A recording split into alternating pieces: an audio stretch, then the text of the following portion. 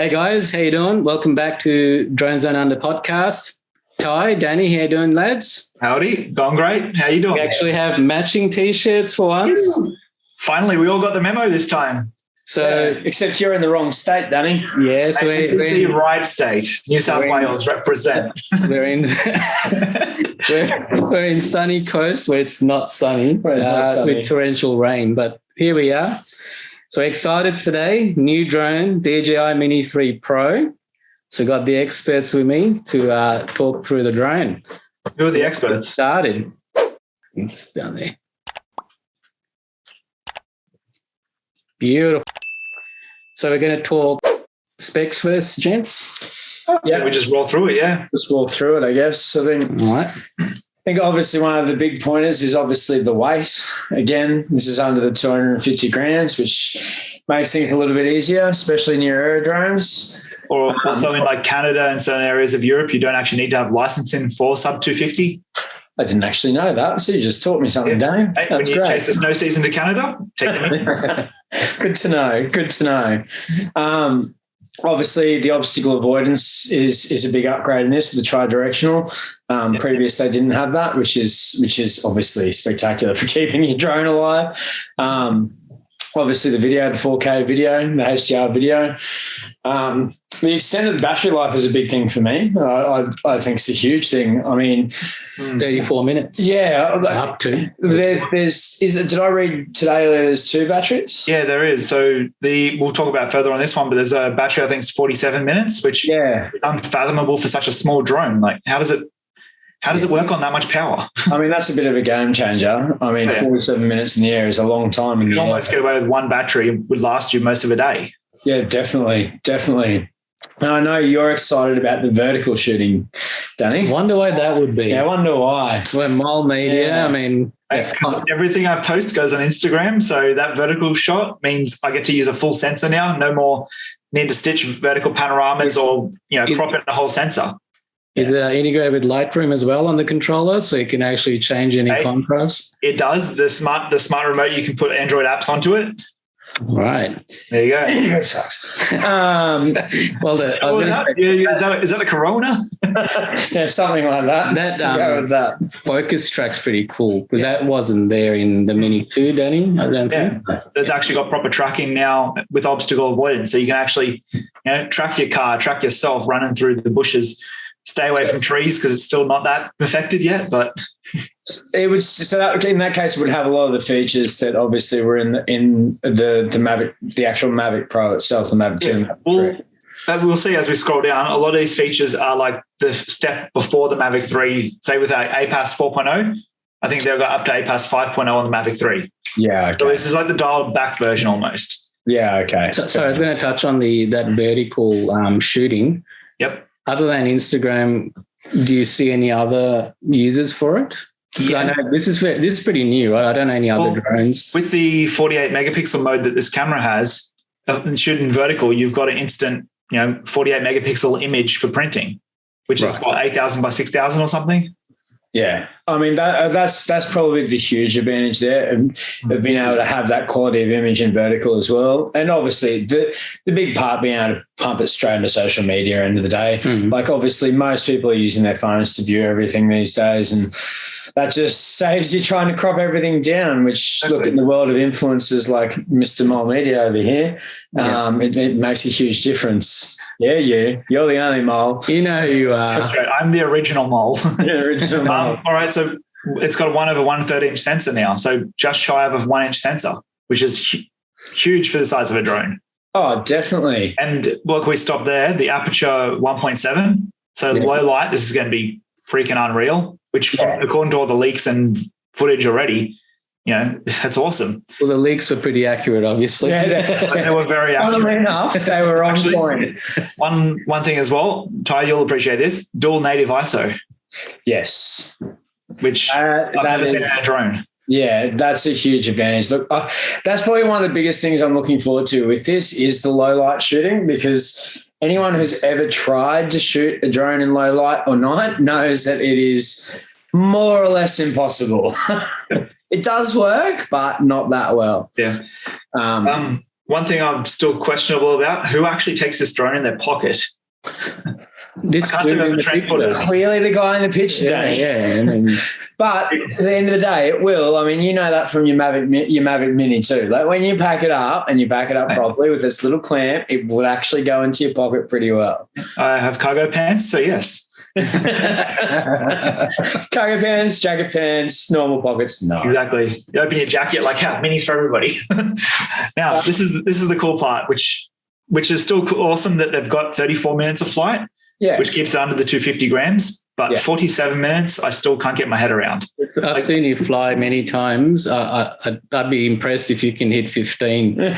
So I get in, get out, no one gets hurt. Simple as that. 47 minutes. That's what I mentioned earlier. I could shoot a whole day with 47 minutes. So definitely, we'll get the real-time clock from Danny. When he's actually flying. Yeah, we'll work that one out. 2 minutes is all I need. That's all. But I think the big advantage that particularly I can think of for 47 minutes is like I've done plenty of times where I've been flying somewhere, particularly say try and capture sunrise and things like that, and doing a hyperlapse or a time lapse or something similar.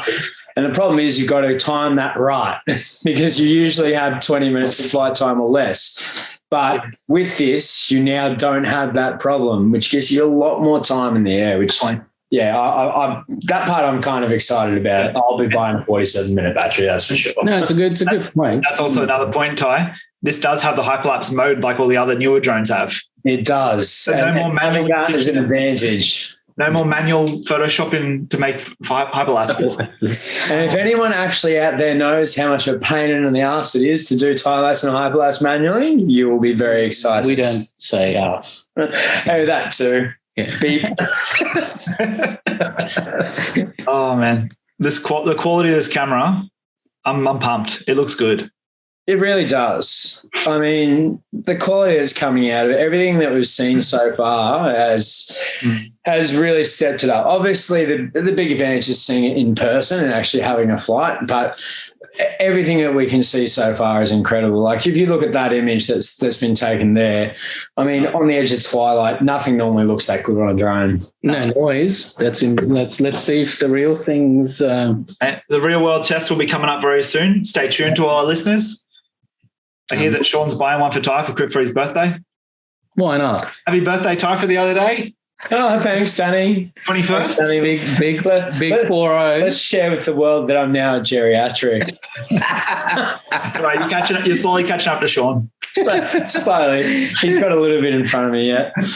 Like I said before, Danny, the 1 1/3 inch sensor, it makes a huge difference. And having the dual native ISO also makes a huge difference. Being able to do everything in direct HDR and all the little perks that you have in a lot of new DSLR cameras are now finally getting packed into drone cameras, which is great for the majority of users. The fact they're packed into such a small form factor is amazing. Yeah, 100%. I still don't. It blows me away how it's still under 249 grams. I don't think people understand how much technology is under this. It is a lot to pack in. I'm like, we kind of see it with phones now and what they pack into phones, but what people don't weighs 400 grams. Yeah, exactly. And you think about it, at the end of the day, the cameras on these things are generally, yay big. They're not the size of the drone. The drone is what's flying. The actual brain of it is then that camera. That's what still, it blows me away a fair bit. With the amount of sensors as well that they've now included, the two.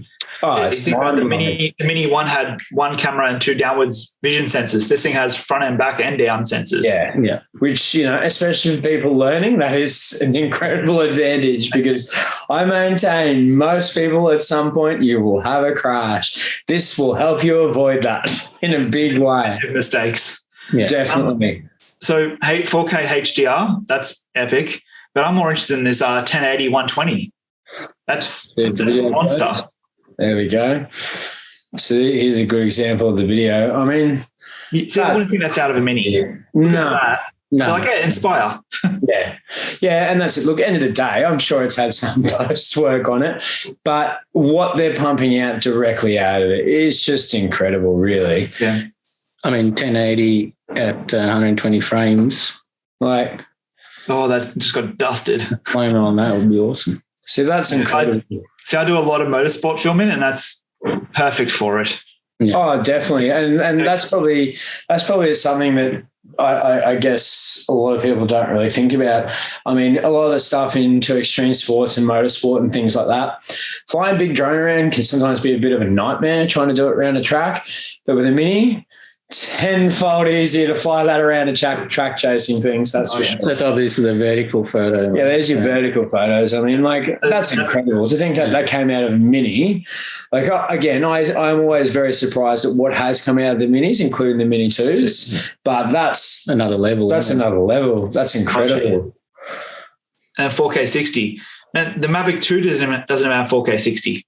No. And that's, I mean, this is a fairly big step up. Like, I mean, like we've all said, it's not as cheap as what the Mini 2 was, but end of the day, you're getting a hell of a lot more bang for buck, that's for sure. Definitely. Look, as DJI's advertised it, this is meant to be the level above the Mini 2 now. So if you want just a cheap drone just to get into the market, get the Mini SE or the Mini 2. 100%. 100%. This is one part I love. Now that it actually has a color profile cine-like, grading is, it's a game changer now. It really is. It is bringing now the Mini more closer to the professional range of drones, which I honestly never thought that they would. But obviously, so the technology's there now. So they call it the Mini 3 Pro. Pro must mean for professionals. Apparently, you'd be surprised. But end of the day, they really have stepped it up a notch. Yeah. It's cool to see how the sensors work there as well. So when it comes backwards, the actual angle of attack is where it's showing everything behind it. Exactly. And I was actually, when we watched the leaks, when they had the sensors sitting where they were sitting, my question was, I wondered how well they would function. Yeah. But this actually shows you the physicality of how it works. I mean, obviously the front and rear, that's standard, but the fact that when it tilts back, I never really processed that. The tilt is what making those sensors work perfectly. Exactly. So, I mean, that's a massive step up. It really is. So here's your APAS 4.0. So essentially the APAS means it will just dodge whatever you're flying at. So don't do it, but hold stick forward and it should just go around everything it sees. Yeah. Look, and I've seen that in action with things like the Skydio and things like that. And it's now impressive to see that that's now been taken on board into a lot of DJI drones as well. They really are getting to a point now where it's not impossible, but it's getting very hard to crash these things. Very hard.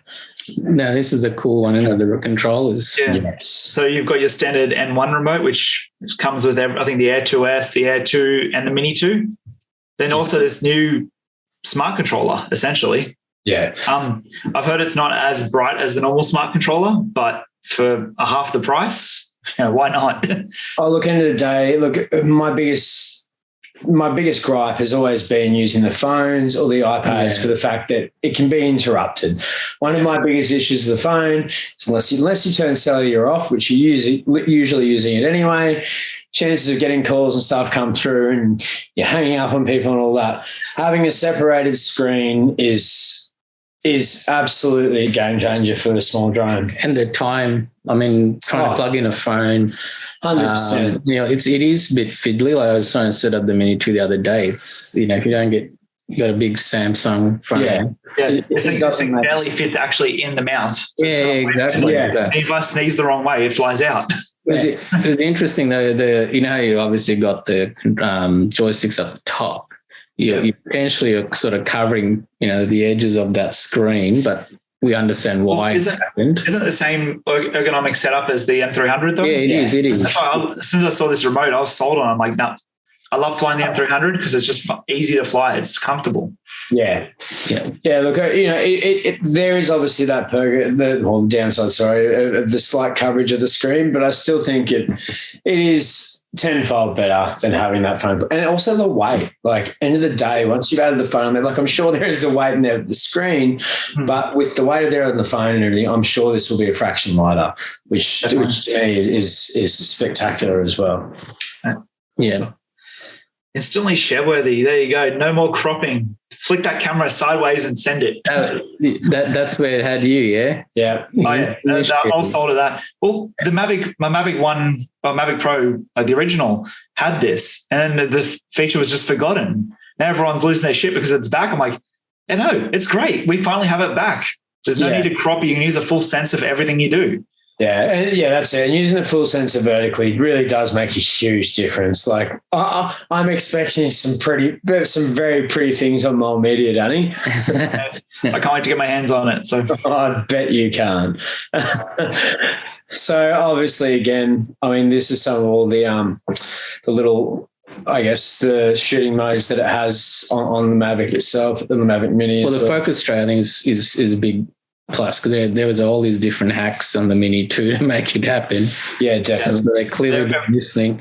Always those little aftermarket hacks don't work as seamlessly. That's one thing I've learned. You know, master shots. I've always thought master shots is a bit of a gimmick, but I've seen a few people use it and it actually comes in handy. Yeah. You know, if you're just doing selfies and, you know, hey, I'm looking out over the mountains or whatever, hey, hit master shots and take 30 different videos. Yeah, look, I mean, I've always been a big fan of the focus track. Like, I mean, obviously, as each drone comes out, it's been that fraction bit better. But I've found it very, very useful, particularly like I've used it tracking jet skis, tracking boats, tracking cars. Funnily enough, it still actually works quite well in the snow. I was about to ask that. Yeah, like it does, but you need to, whatever you're following, has to be a very different color, obviously, but it does work quite well. You're taking one to the snow this year, are you? Probably. Only downside is I'm going to Perisher, so I probably won't take it because I don't think I can fly down there.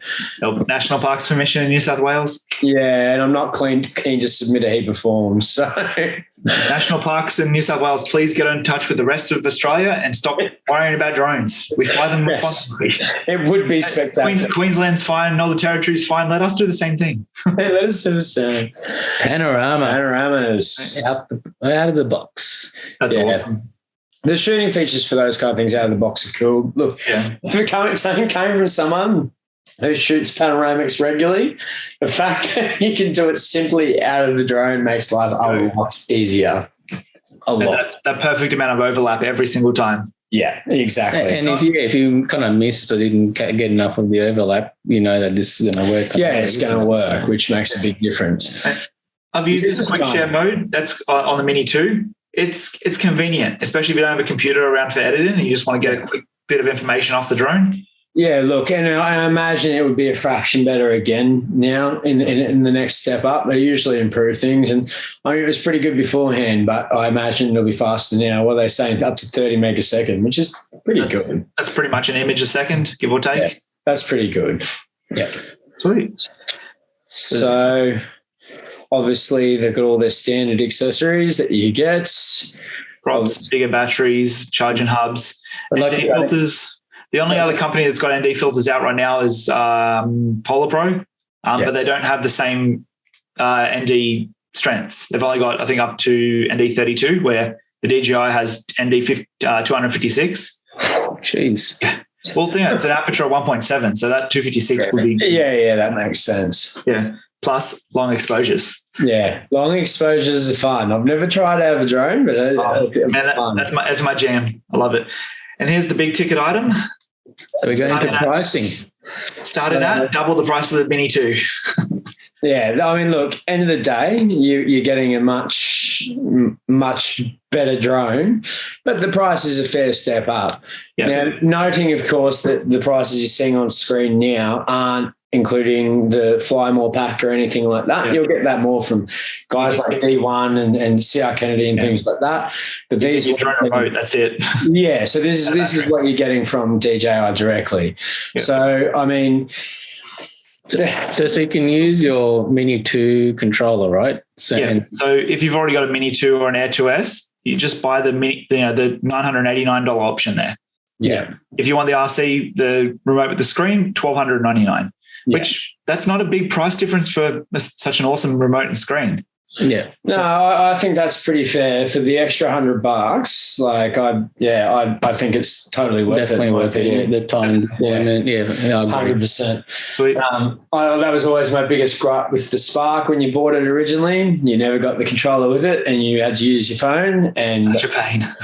And it's crazy when you think about I'll leave it at that because it was not good. Well, if that's, if this is new for you want to get into drones, you always got the Mini 2 option like we've talked about as an entry level, but at $989, if you've already owned the Mini 2 and you're not sure, that could be a good option as well. And definitely the thing is you can always upgrade later too. If you ended up buying the Mini 3 and using the Mini 2 remote and decide you wanted to upgrade, you can buy the RC controller separately. Or you could be like Danny, flog your Mini 2, raise some cash, and buy the Mini 3 Pro.